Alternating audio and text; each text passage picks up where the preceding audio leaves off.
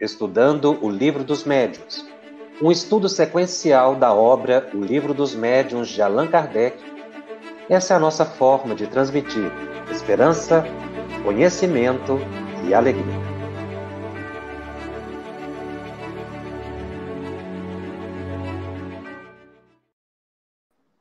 Olá, sempre uma alegria estar aqui com você para darmos continuidade ao estudo de O Livro dos Médiuns, aqui pela FEB TV. Este é o programa de número 48 da série Estudando o Livro dos Médiuns.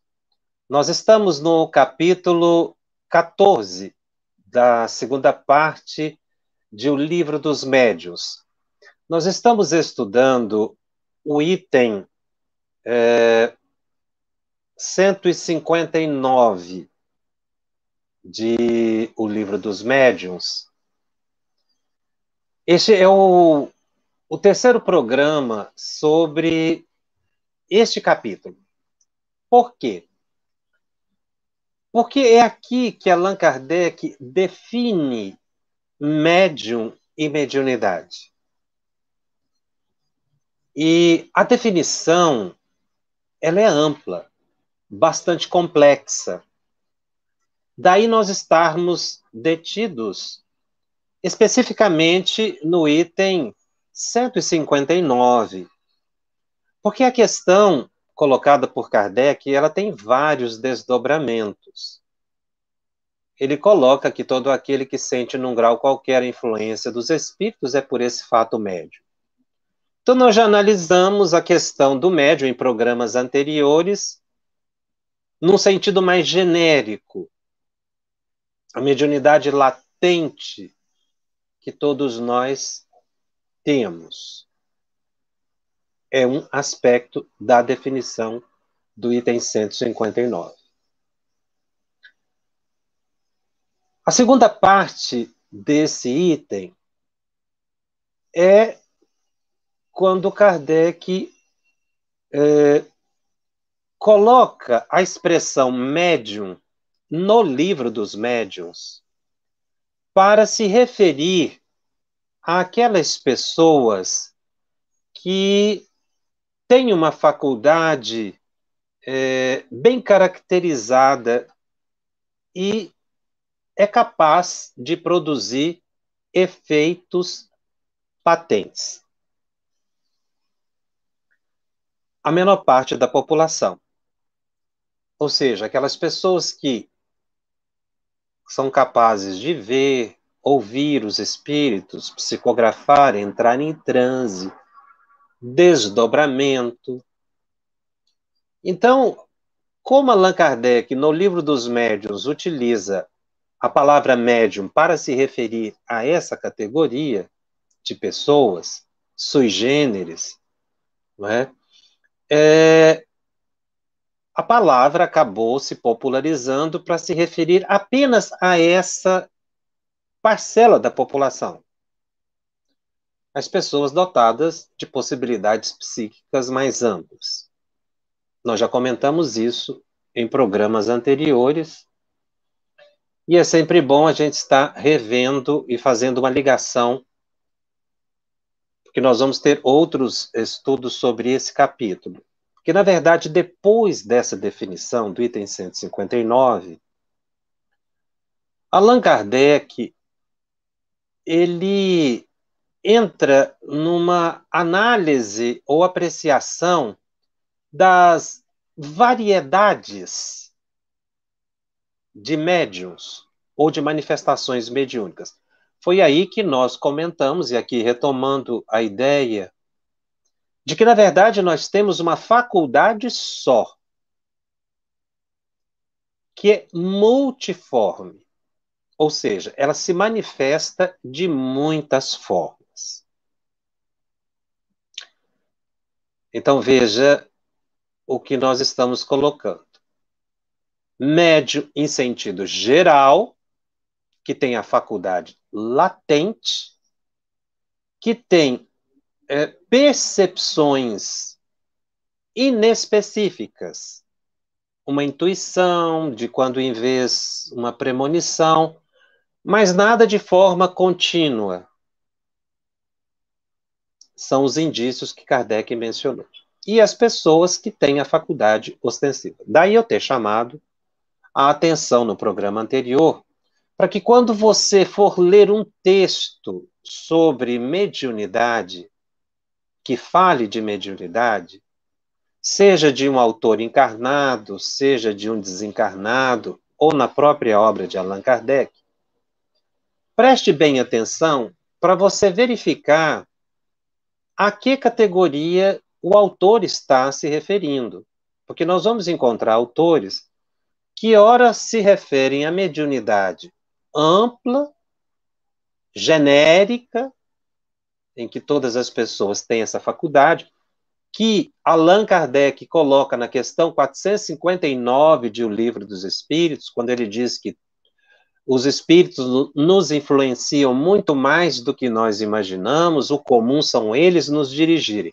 Quando eu estudo a mediunidade nesse ângulo, eu estou falando da mediunidade em sentido lato sensu, genérico, esse sentido rudimentar ou embrionário que as pessoas têm. Mas quando nós tratamos de uma psicografia, psicofonia, sonambulismo, nós aí já estamos falando de médiums, de efeitos caracterizados, patentes, não é? Como Kardec coloca aqui, são as pessoas que têm possibilidade de produzir o fenômeno, doar um ectoplasma para uma materialização ou para uma cura.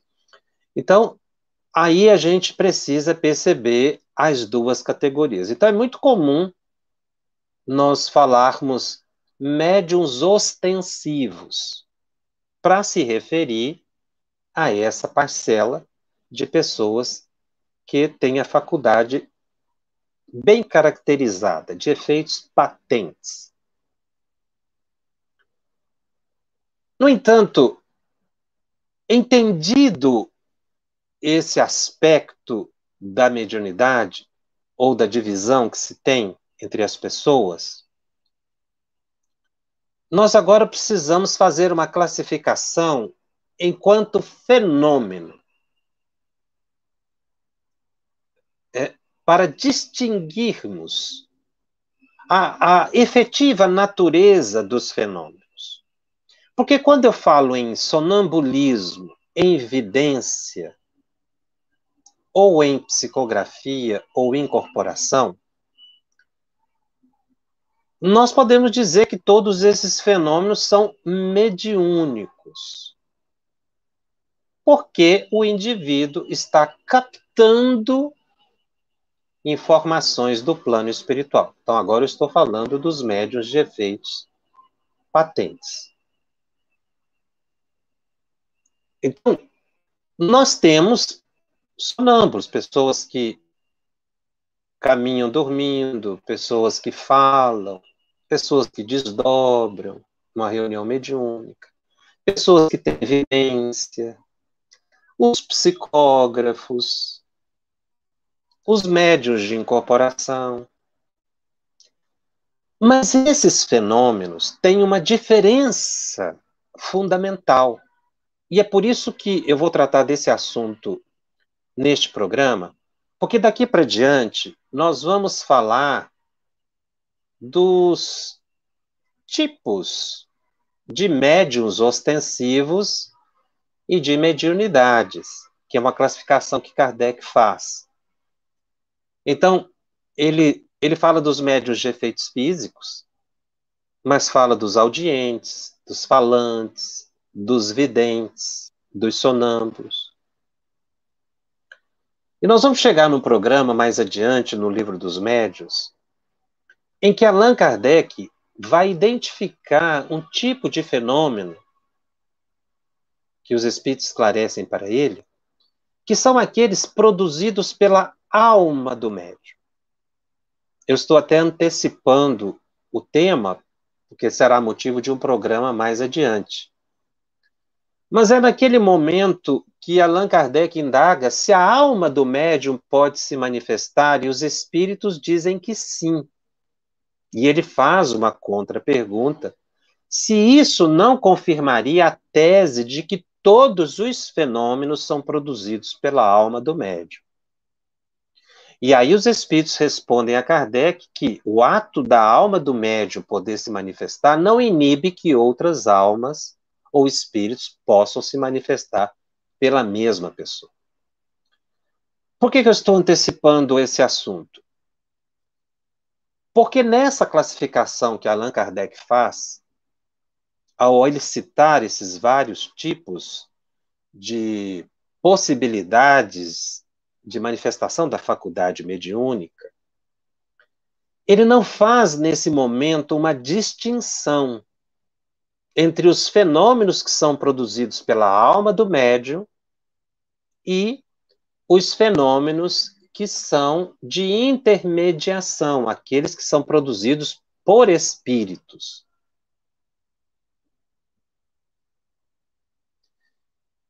E é importante a gente já começar a fazer essa diferenciação agora, para a gente ir assimilando conceitos, que depois, como eu disse, em programas posteriores nós vamos aprofundar mais, porque isso, essa assimilação nesse instante já nos ajuda a identificar os fenômenos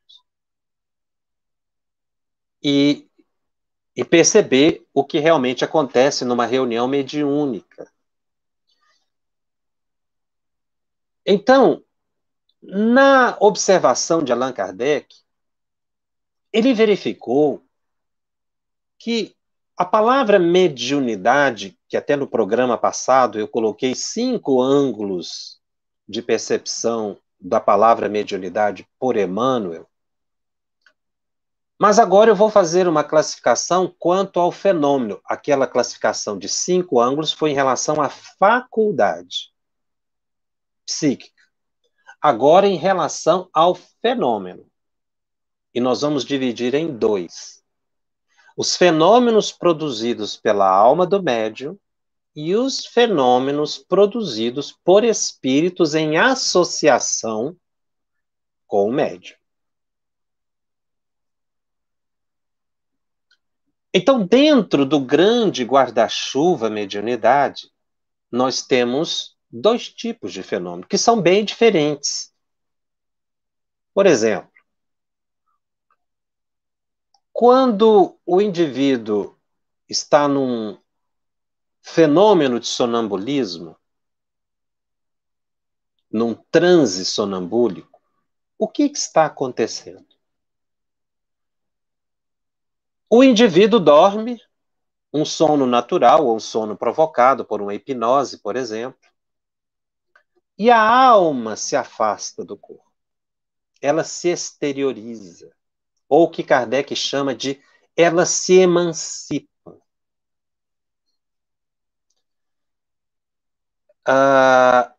Todas as noites nós nos emancipamos, porque nós saímos do corpo. Mas algumas pessoas são capazes de, ao saírem do corpo, se afastarem do corpo, se manifestarem através do próprio corpo. Ou seja, ela fala, ela anda. Não tem um desencarnado, uma alma, um espírito conduzindo o corpo do médium. É a própria alma que está conduzindo, mas ele está em transe. Isso se faz de forma inconsciente. A pessoa não percebe. Como eu disse, tem algumas pessoas que têm essa possibilidade. A pessoa vai dormir o sono natural da noite. De repente, ela começa a falar, ela começa a andar, ela vai num cômodo, vai no outro. Você vê que a pessoa está dormindo. Isso é um sonambulismo.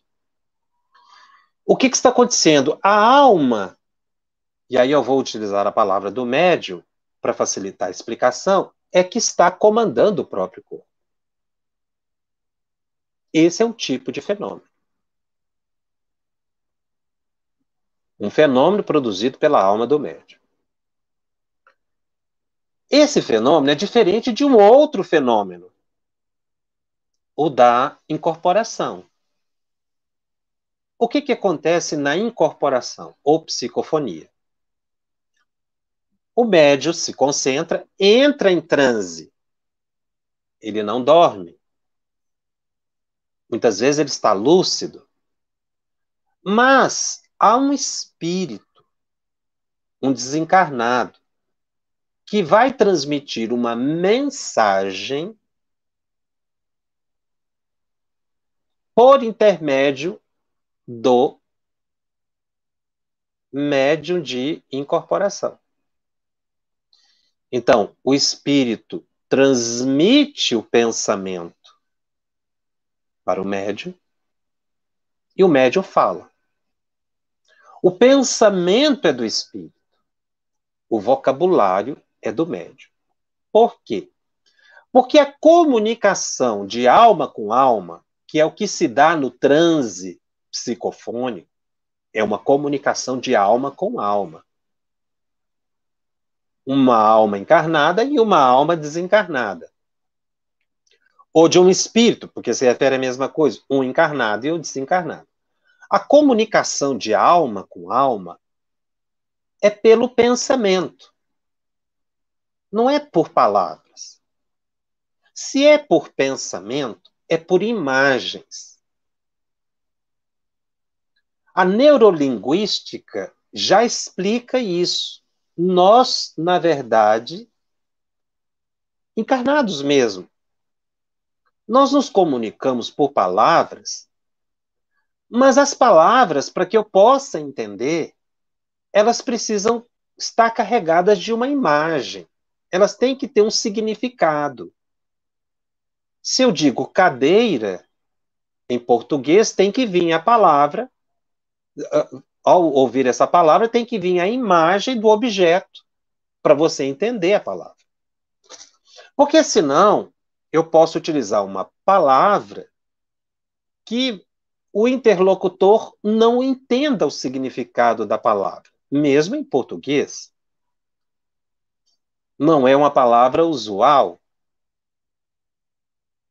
Então a pessoa não vai entender, porque ela ouve a palavra, ela compreende a palavra, mas não sabe o significado da palavra. Isso é a coisa mais comum que tem. Porque aquela palavra não foi capaz de gerar uma imagem na mente da pessoa. Para os profissionais de medicina, por exemplo, se eu falar miocárdio, vai surgir na mente do profissional de medicina o músculo do coração, o músculo cardíaco. Mas quem não é ligado à área da medicina ou da saúde, das ciências médicas, os odontólogos, quem não for da área de saúde, enfermeiros, esse grupo entende. Mas se for alguém fora e eu disser a palavra miocárdio, a pessoa não vai entender nada. Não vai surgir na mente dela a ideia do músculo, cara. Talvez essa pessoa nunca tenha visto, numa aula de anatomia, um coração humano, um músculo cardíaco. É assim que a gente comunica. Por imagens que as palavras são capazes de nos traduzir.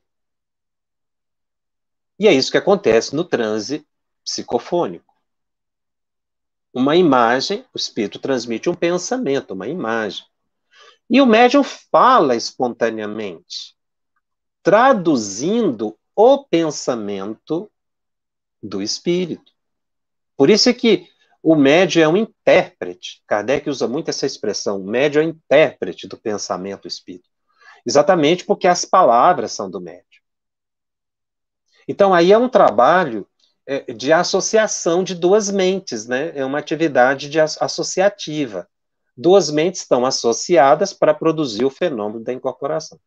Já no sonambulismo, não tem duas almas associadas para produzir o fenômeno do sonambulismo.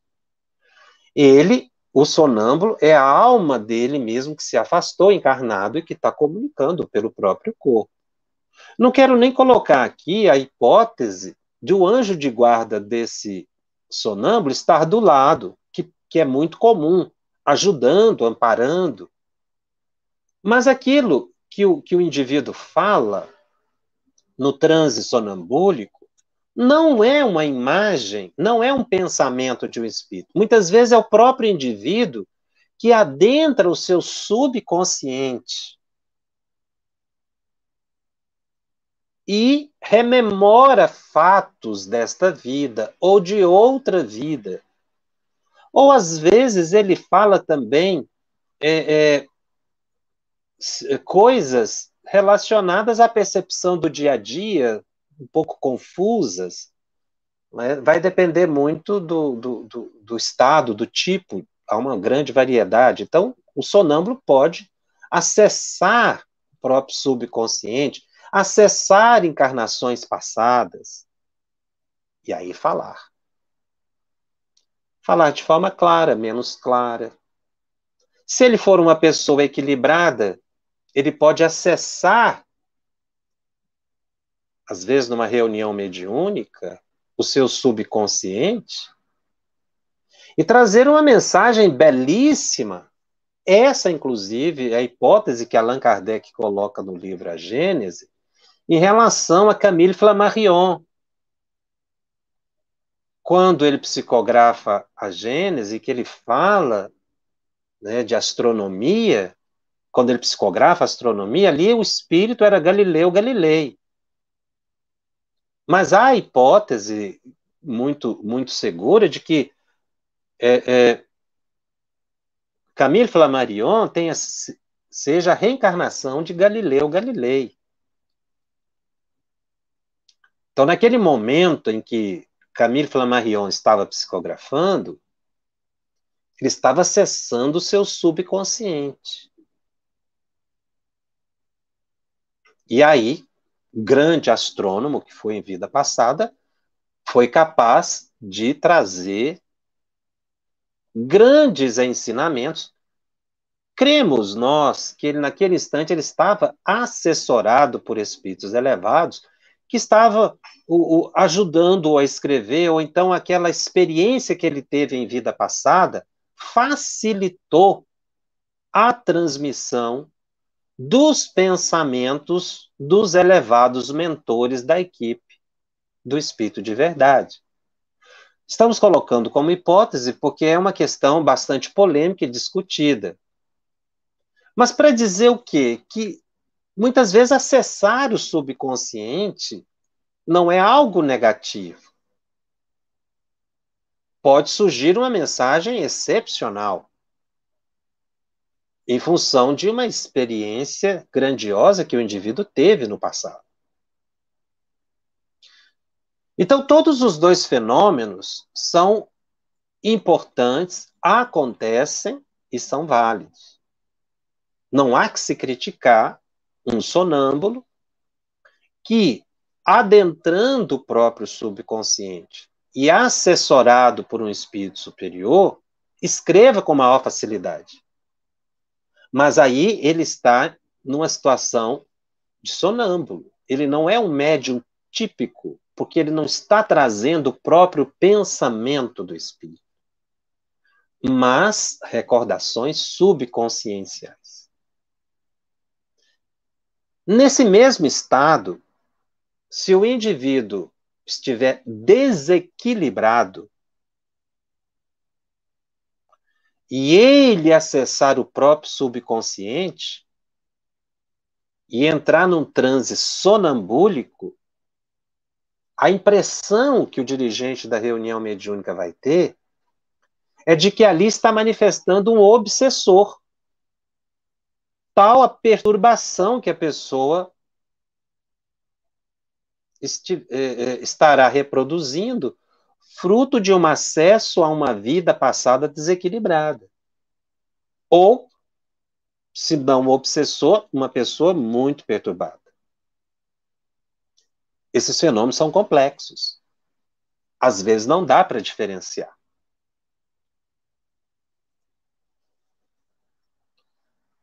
E essa foi exatamente a crítica que Allan Kardec mais recebeu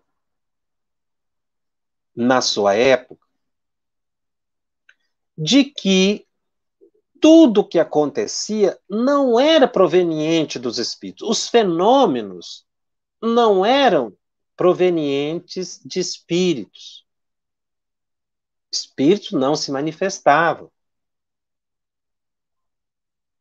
Tudo era força da mente, força nervosa, alucinação, inconsciente, subconsciente. Não é? Kardec recebeu muito essa crítica. As pessoas escreviam livros para combater a ideia do espiritismo, o fenômeno espírita, para dizer que não. Mesmo nas materializações, buscava-se explicar que aquilo ali era uma exteriorização da própria alma do médium, não era espírito. Foi por isso que Kardec perguntou se a alma do médium pode se manifestar. Só que o erro que muitas pessoas cometiam era generalizar. Ou seja, não existe fenômeno de comunicação de espírito. Tudo é comunicação da alma do médium. Inclusive, há um filósofo alemão muito famoso à época, von Hartmann. Ele escreveu um livro chamado Espiritismo em 1885, em que ele defendia essa ideia de que os fenômenos mediúnicos decorriam de força nervosa, de alucinação e de inconsciente. Essa obra teve uma repercussão imensa combatendo o espiritismo. Foi aí que um cientista, um filósofo, um pesquisador russo, Alexandre Aksakov, escreveu um livro para combater ou contrapor as ideias de von Hartmann, para provar que o fenômeno mediúnico existia, porque ele havia feito pesquisas mediúnicas com médiuns excepcionais, como Eusápia Paladino e outros médiuns, e havia comprovado que realmente o fenômeno mediúnico existia. Von Hartmann dizia que o fenômeno mediúnico não existia. E foi aí que Alexandre Aksakov escreveu uma obra excepcional, chamada Animismo e Espiritismo. E aí entra para o movimento espírita a palavra animismo. Só que a palavra animismo, utilizada hoje, não tem nada a ver com a palavra animismo criada por Alexandre Aksakov. Animismo hoje é considerado defeito de médium. Médium que está falando coisas da própria cabeça. Médios que está inventando, médios que está imaginando. Alguns chegam a dizer que até a mistificação é uma forma de animismo. Nada disso. Não foi essa a origem da palavra animismo, criada por Alexandre Aksakov. Ele criou a palavra animismo de anima, alma. Daí, animismo, alma. Ou ânimos, alma. Né? Nunca foi utilizada a palavra animismo para dizer que o médium está inventando. Então, o médium, às vezes, na reunião mediúnica, ele está ali manifestando, você está vendo que ele está falando coisa da cabeça dele, ele não está em transe, é uma pessoa inexperiente. Só que essa questão do animismo ela é tão séria que muitas pessoas deixam de trabalhar na área da mediunidade, deixam a reunião mediúnica, com medo de que tudo que ela está falando é da cabeça dela, que na verdade é animismo. Ou seja, é eu que estou falando. São coisas da minha cabeça. Isso é animismo. Não é animismo.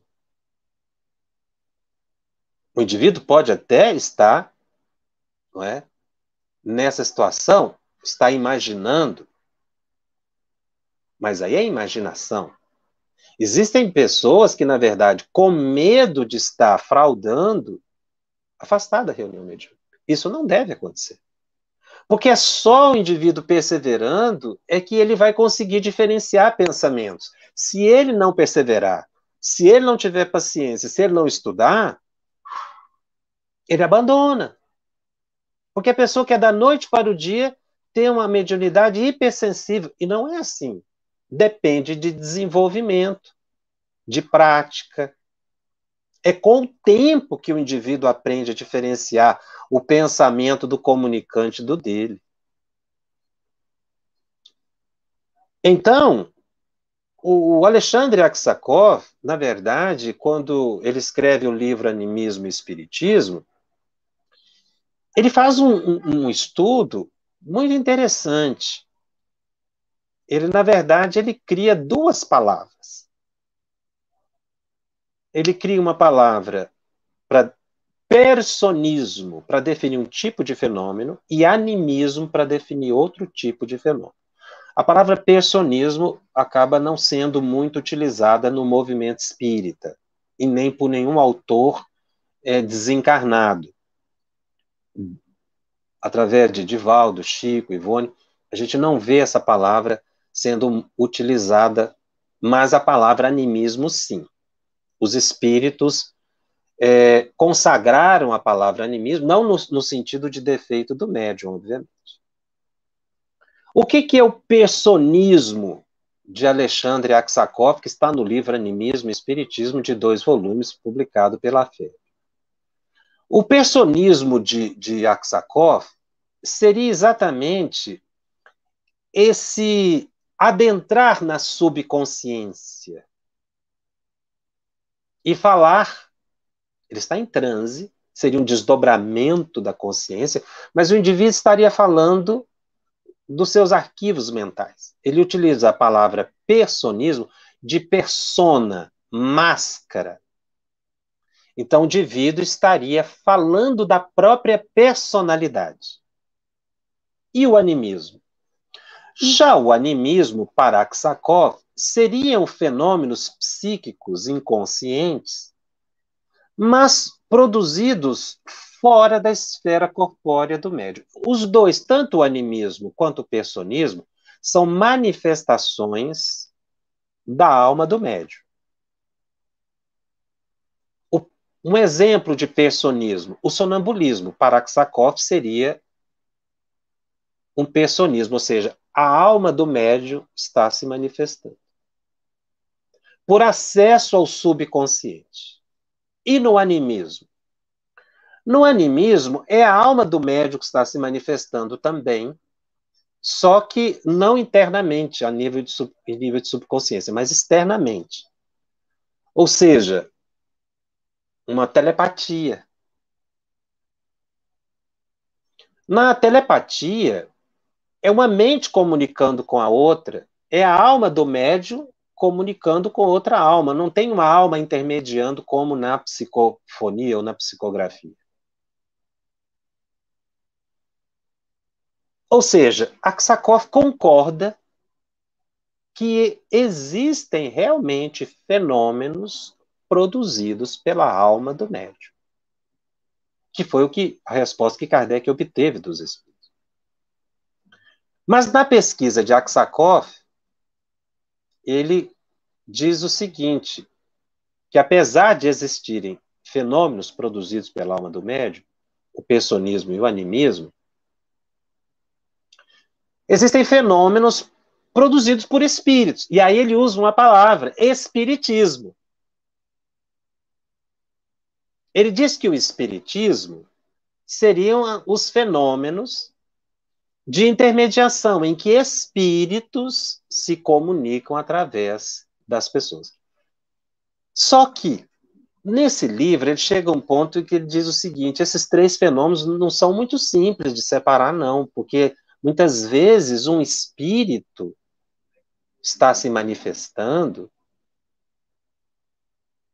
o pensamento é do espírito, Mas existem também componentes do subconsciente do médium. E é verdade isso. É a vestimenta das palavras que nós mencionamos, né? A vestimenta do pensamento, as palavras do médium.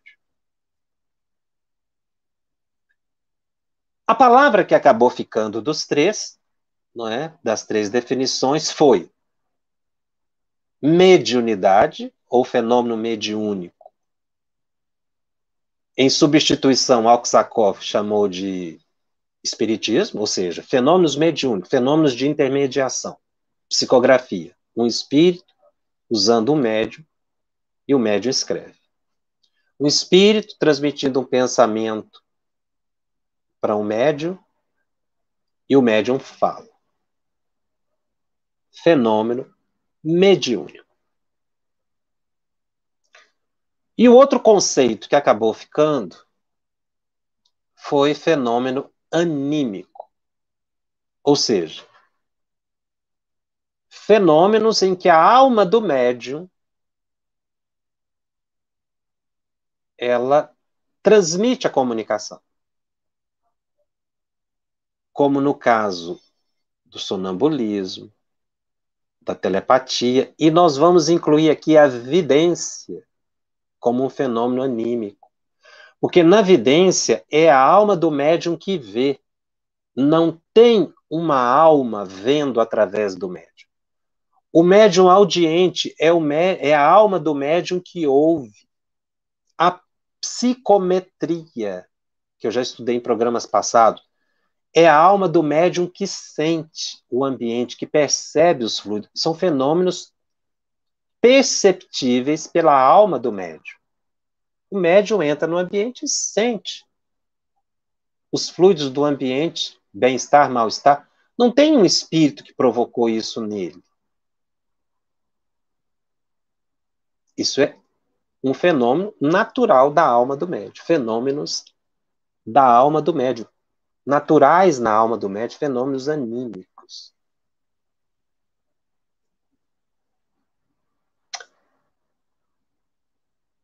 Nós dissemos que a palavra animismo foi a que ficou, porque nós vamos, inclusive, ver Emmanuel fazendo essa correção. No livro Emmanuel, psicografado por Chico Xavier,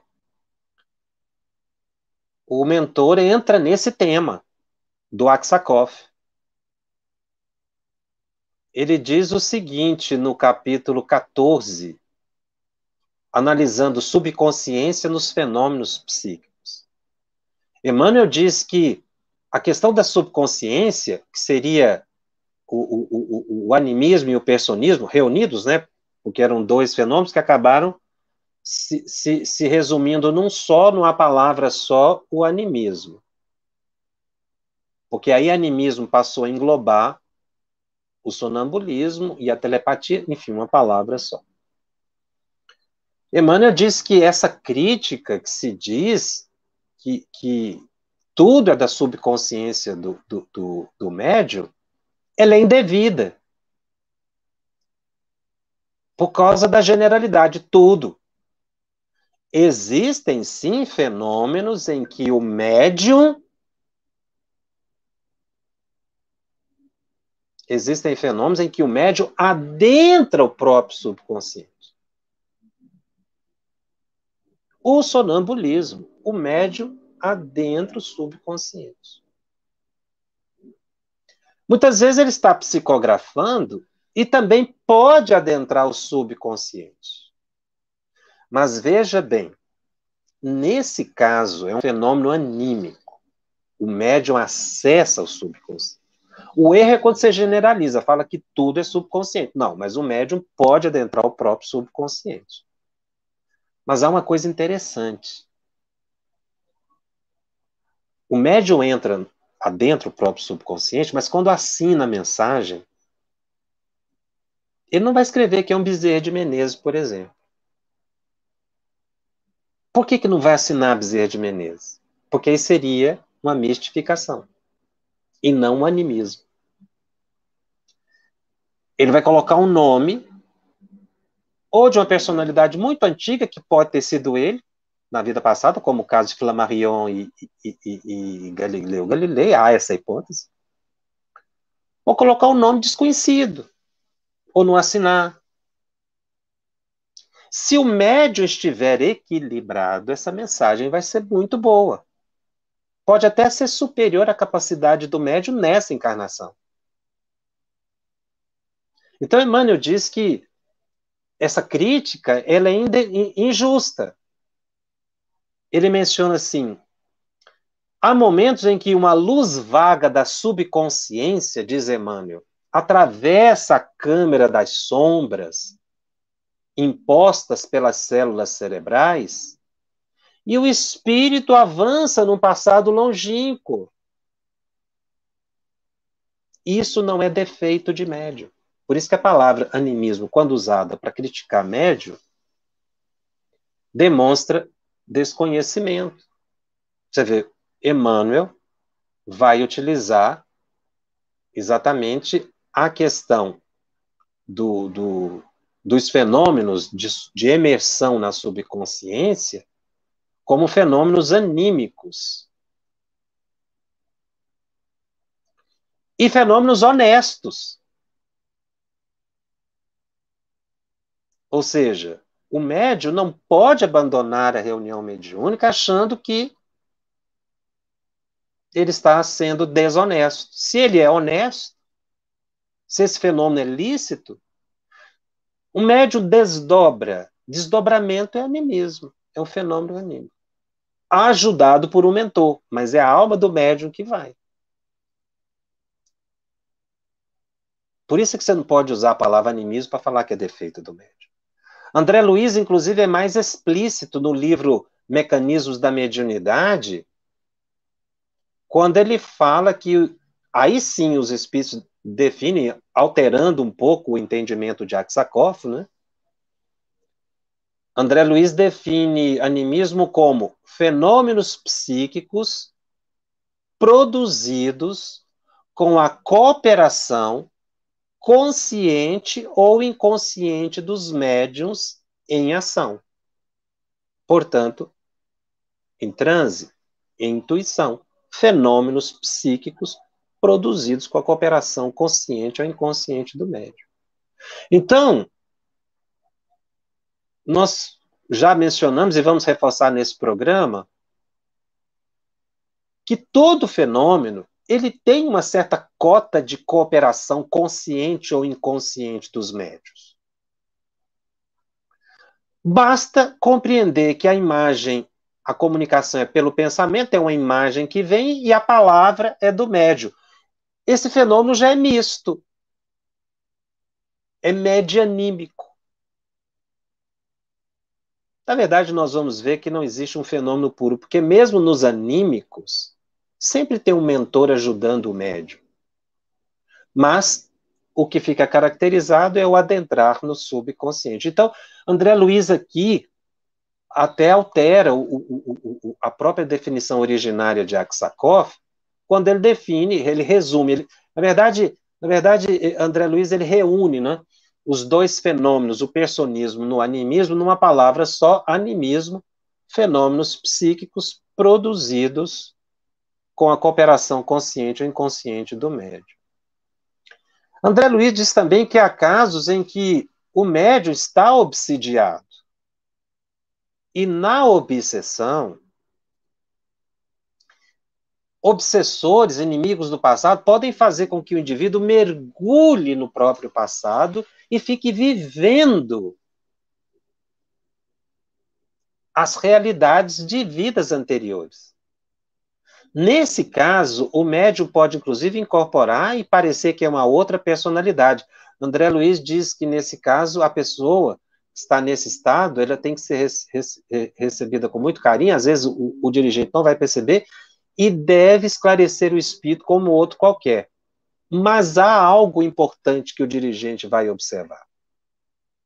Um médium equilibrado, trabalhando normalmente, se entrar num transe anímico, ele não deverá exteriorizar uma personalidade doentia. Compreende? Por quê? Porque o animismo é uma manifestação da personalidade. Personismo, né? É uma manifestação da personalidade, ou seja, uma pessoa saudável não vai exteriorizar uma personalidade enferma.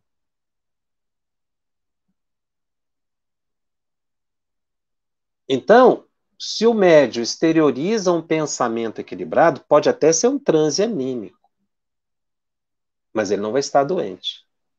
Para tirar a ideia também de que todo transe anímico decorre de uma enfermidade, de uma obsessão. Não é.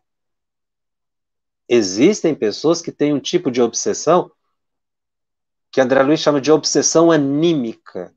É essa que o obsessor leva o indivíduo a mergulhar no próprio subconsciente. E a desobsessão, nesse caso, é esclarecer o espírito como outro qualquer. No livro Nos Domínios da Mediunidade, há um caso desse, que André Luiz relata, em que a pessoa chegou no centro espírita, ela é uma assistida, e aí ela entra em transe. E as pessoas ali achando que ela estava incorporada, e André Luiz, com Hilário, observando o fenômeno do mundo espiritual, dizia assim, mas ela, nós não estamos vendo espírito aqui. E aí que o mentor explica, não, ela está revivendo uma vida passada, inclusive falando uma língua até de um outro país que ela viveu, o fenômeno de xenoglossia. Ou seja, ela adentrou no próprio, mas ela estava doente, ela não era uma médium do grupo, era uma médium que chegou para ser assistida. Porque nos grupos mediúnicos, o fenômeno anímico acontece, como nós vimos, em forma de desdobramento, de sonambulismo, ou da mera cooperação inconsciente, quando um espírito vai transmitir uma mensagem e os recursos psíquicos do médium colaboram. Por isso é que se diz que o médium tem que estudar bastante. Estudar espiritismo, estudar literatura, estudar o evangelho. Quanto mais rica for a psique do indivíduo, a memória, quanto maior recurso eu lhe oferecer, melhor vai ser a mensagem. Por quê? Porque a capacidade interpretativa do médium vai melhorar bastante. Então, aqui, quando Allan Kardec ele fala, por exemplo, voltando aqui ao início, que é o que eu vou tratar no próximo programa. Quando ele fala aqui, nessa classificação, ele diz médiuns audientes, médiuns falantes, médiuns videntes, médiuns sonambulos, que é o que ele vai estudar nesse capítulo, o capítulo que nós estamos estudando, que é o capítulo 14, ele não faz essa distinção. Mas, durante os próximos programas, eu vou fazer essa distinção. Quando nós falarmos de médiuns falantes, que são os psicofônicos, esse é um transe mediúnico. Ele estará em transe mediúnico. Mas quando nós falarmos em médiuns sonâmbulos ou transe sonambúlico, esse transe é anímico. Por isso é que a gente precisa fazer a diferenciação agora, no início do capítulo, porque senão a gente vai estar falando mediunidade, mediunidade, mediunidade, e nem todo fenômeno é mediúnico, uma parte vai ser anímica. Eu vou usar a palavra mediunidade num sentido mais genérico, para falar de tudo que a gente capta do mundo espiritual, uma evidência, uma intuição. Isso é mediunidade, tá certo falar isso. Mas quando você estuda a natureza do fenômeno, e aí o estudante da mediunidade tem que saber fazer essa diferenciação, ele precisa saber qual é o fenômeno anímico e qual é o mediúnico. Qual é a importância de fazer essa diferenciação? É não usar a palavra animismo como crítica a médium. E nem médium se autocriticar usando uma palavra que não tem o sentido.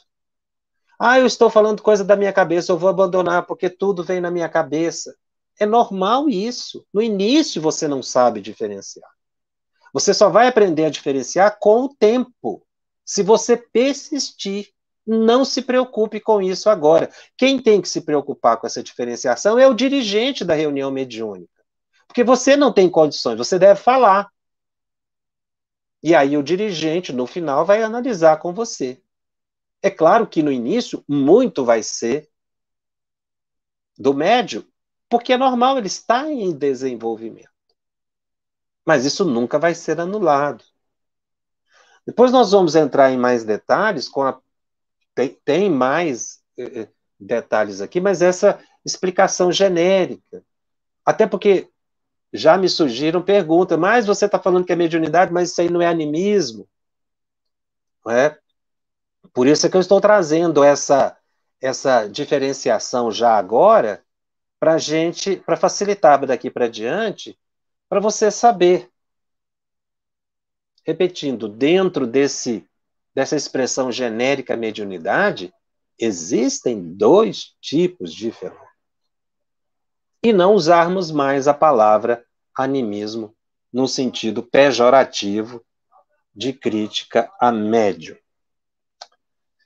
O Telegram já está aberto aí para suas perguntas. Eu sei que deve ter muitas perguntas sobre animismo, é um tema assim que surge muita dúvida. Vamos ver se surgiram algumas perguntas aqui para a gente tentar responder. Eu vou me ater às perguntas mais relacionadas ao programa. Animismo e misticismo. A Márcia me pergunta, qual a diferença entre animismo e misticismo? Animismo, como eu disse, é a manifestação da alma do médium. Mística é uma pessoa que é muito crédula, que acredita em coisas sobrenaturais, é uma pessoa que às vezes tem uma religiosidade exacerbada, digamos assim, é a pessoa mais mística, mais voltada a coisas imateriais e tal. Nem sempre negativo. Talvez a pergunta fosse qual é a diferença entre animismo e mistificação. Mistificação, para ocorrer a mistificação, a pessoa tem que estar em transe. Então, ela está incorporada, por exemplo. E aí um espírito mente em relação à sua real personalidade. Ele escreve lá, Bezerra de Menezes. Eu estou usando Bezerra de Menezes porque é um dos espíritos mais mistificados por aí. Então, ele não é Bezerra de Menezes. Só que esse transe não é anímico. A pessoa está incorporada. É incorporação, é psicofonia. O espírito é que está mentindo. Na psicografia, você está psicografando, ele escreve lá, Joana de Ângeles. E não é a Joana de Ângeles. Você vê pelo conteúdo, por exemplo. Mas o médium está em transe psicográfico. Ele não está num transe anímico. É aí a diferença. Porque na mistificação, o espírito está mentindo. Tem um espírito. No animismo, não tem um espírito diretamente. Por isso é que eu estou fazendo a diferença de animismo como vidência, desdobramento. Inclusive no sonambulismo pode até ter uma mistura em que a alma do médium está se manifestando e um espírito ali trazendo informações, mas a pessoa vai dizer que tem um espírito ali, ele não está incorporado como um espírito. Então, na mistificação, a diferença é essa.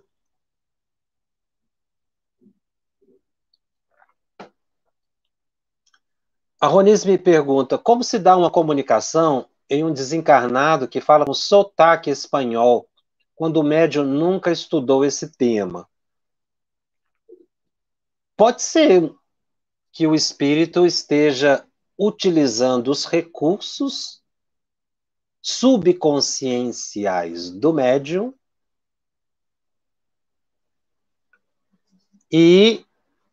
mas ele está incorporado, né? Só que ele está usando os recursos, quem sabe esse médium tenha vivido na Espanha ou no país de língua espanhola. Mas para caracterizar a xenoglossia, que não é esse caso, que aqui ele só está falando do sotaque, Para caracterizar a xenoglossia, que é um médium que tenha condições de falar outras línguas, esse espírito teria que falar o espanhol, e não só com sotaque de espanhol. Tá? Então aqui pode ser que seja alguma coisa assim. Mas não é xenoglossia, ou seja, a pessoa está falando português apenas com sotaque. Temos que ver por que está usando esse sotaque. Pode ser exatamente o que eu falei, essa questão de uma afinidade. A Rosana me pergunta, com a explicação do sonambulismo de que a alma nesse momento comanda o corpo, fiquei numa dúvida. Não é o espírito quem comanda o corpo durante a nossa encarnação, estando dormindo ou acordado? É. Só que a gente pode afastar do corpo. A gente dorme à noite, afasta do corpo. E aí, nesse momento em que a gente afasta do corpo, eu não me desliguei, porque eu não desencarnei, né? O indivíduo, a alma só se desprende com a desencarnação. Você está ligado. Nesse momento, quando você se afasta, você pode comandar o próprio corpo. Esse fenômeno é possível. Nem todas as pessoas conseguem isso.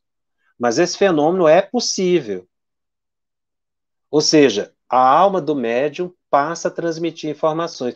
Então, aí o corpo passa a funcionar como se fosse uma caixa de alto-falante. Você falando e o corpo só reproduzindo, porque está ligado ainda, né? Então, o sonambulismo é exatamente esse comando psíquico que ainda mantém, só que é uma dissociação. O cérebro espiritual comandando o cérebro orgânico. O cérebro orgânico não tem como pensar, ele só reproduz o comando. Kardec chamou isso de emancipação da alma, êxtase, né? Então, isso é possível, sim. Agora, o fenômeno sonambulismo não acontece com a pessoa acordada. Ela tem que estar dormindo. Como não acontece o transe anímico numa reunião mediúnica com o médium lúcido. Ele tem que estar em transe. O fenômeno anímico aconteceria pela telepatia. Aí você está lúcido, acordado, aí você está captando pensamentos. Mas veja, se você estiver captando o pensamento de um espírito, conversando com o espírito em pensamento, isso é telepatia, é um fenômeno anímico. Mas se de repente você começa a falar o que o espírito está ditando para você, aí esse fenômeno passou a ser anímico e mediúnico, né? Mediúnico, ou seja, o médium passou a interpretar o pensamento. O espírito muda dependendo do médium que comunica. Olha, cada espírito, um mesmo espírito, melhor explicando, manifestando-se por 3 médiuns diferentes, você vai perceber uma diferença muito grande, embora seja o mesmo espírito. Por quê? Porque cada médium tem um acervo mnemônico próprio. E aí eu vou dar um exemplo agora de Dr. Bezerra real, Dr. Bezerra mesmo. Se você, Dr. Bezerra se manifestou muito por Divaldo Franco, Chico Xavier e Ivone do Amaral Pereira. Você encontra a mensagem. Coloque as 3 mensagens juntas. Você vai ver que o pensamento é do mesmo espírito, mas muitas vezes as palavras são diferentes. Porque cada médium oferece um recurso próprio, embora sejam 3 médiuns excepcionais. Mas cada um tem características próprias. E o médium repassa essas características. Isso não é erro, isso não é fraude, isso não é ilícito, isso é normal. É assim que o fenômeno acontece. Mas é Dr. Bezerra. Nesse caso, é Dr. Bezerra. Então, há uma variedade, se você ler. Por isso que Kardec diz atenção nossa, chama a atenção nossa de que a gente tem que prestar atenção no conteúdo.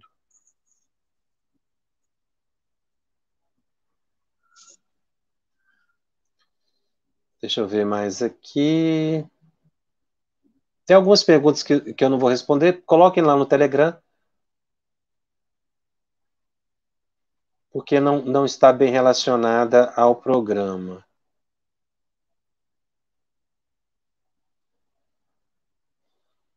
Muito bem.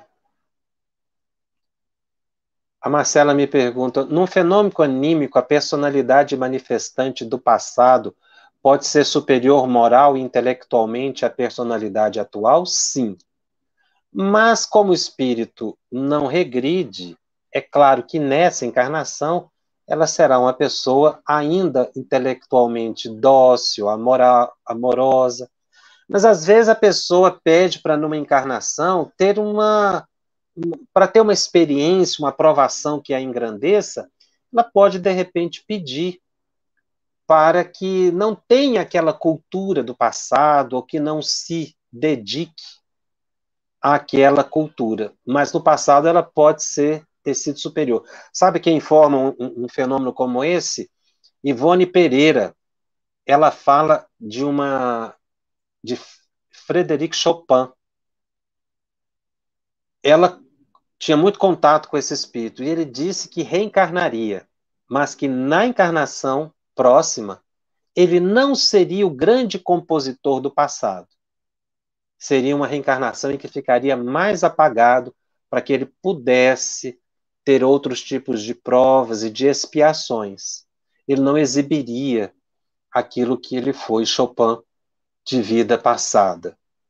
Então pode acontecer que numa encarnação o espírito opte, mas aquilo de Chopin estará ainda no fundo, não é? Aquela alma brilhante, aquele compositor excepcional, que quando ele recobrar a vida espiritual, tudo vai voltar. Então, na próxima semana eu vou continuar falando desse capítulo, mas aí agora já classificando os tipos de médios, tipos de fenômenos, como Allan Kardec faz, e eu aguardo você, eu vou ficando por aqui, lembrando sempre que os nossos estudos estão disponíveis em podcast no canal da FEB TV, no Spotify, e nas demais plataformas de áudio streaming. Os nossos encontros semanais ficam gravados e disponíveis gratuitamente. Divulgue, compartilhe com aqueles que não puderam assistir ao vivo.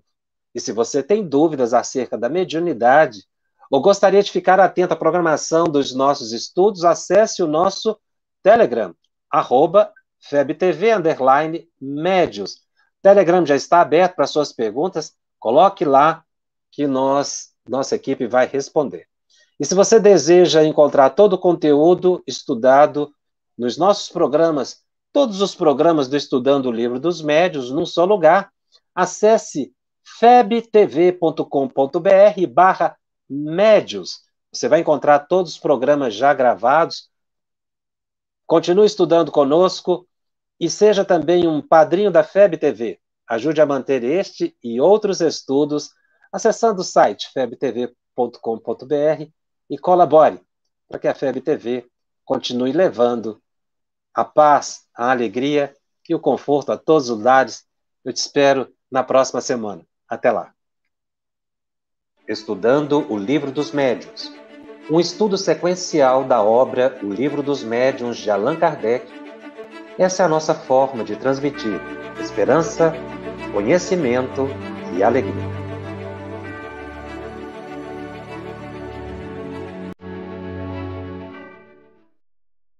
– 2020, sem sombra de dúvidas, foi um ano totalmente desafiador para todos nós e também para todas as instituições do mundo, e não foi diferente com todo o movimento espírita.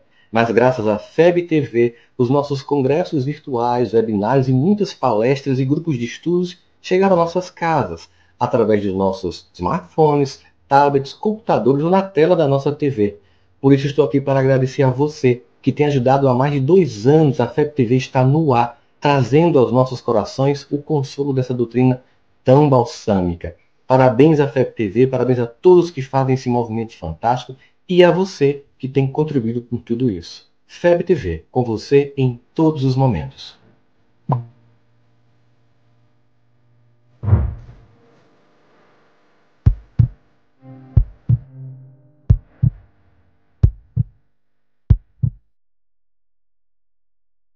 A Federação Espírita Brasileira lança o portal FEB Podcast, com conteúdos em áudio que objetivam esclarecer e consolar corações para uma postura de vida com fé, harmonia e esperança. Diretamente dos estúdios da Federação Espírita Brasileira, está começando o podcast Espiritismo em Pauta. Você está ouvindo o podcast Estudando o Livro dos Espíritos. Olá, eu sou o Thiago Toledo e você está ouvindo o podcast do Cidadão do Universo. Você está ouvindo o podcast do Entre Dois Mundos. Você está ouvindo o podcast do Gostinho de Leitura. Estudando o Livro dos Médiuns. Olá, eu sou a Marina Miranda e você está ouvindo o podcast Minha Nada Mole Encarnação. Essa é a nossa forma de transmitir esperança, conhecimento e alegria.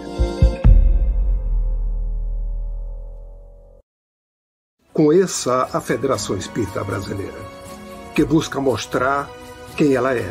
O trabalho realizado por meio desta instituição centenária, trazendo você para dentro da nossa casa. Como surgiu a Federação Espírita Brasileira? De Augusto Elias, o seu fundador, aos dias de hoje, o que ocorreu? Quem foram e quem são os vultos que fizeram e fazem parte desta história? Qual a relação de nomes como Chico Xavier, Bezerra de Menezes, Ivone Pereira com esta instituição? Qual a sua missão? Como ela atua na formação do homem de bem? Apresentaremos a Federação Espírita Brasileira em formato dinâmico com vídeos, depoimentos, postagens históricas, áudios. Conheça e faça parte desta família.